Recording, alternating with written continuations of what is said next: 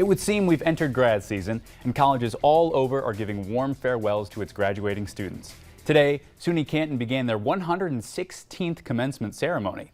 According to SUNY Canton administration, more than 859 degrees were handed out this morning with graduates from 54 different majors. Canton officials say that's just a slight increase over the 9 degrees handed out during their first ever commencement back in 1909. Congrats, SUNY Canton graduates.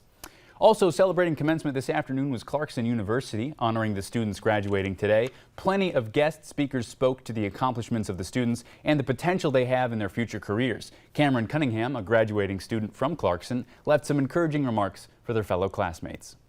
Today, we are at our first summit, but it will not be our last. As we take our own paths towards the next summit, remember this feeling. It will become familiar. You will be back. We will be back. Thank you. Congratulations to all of the graduating students this year.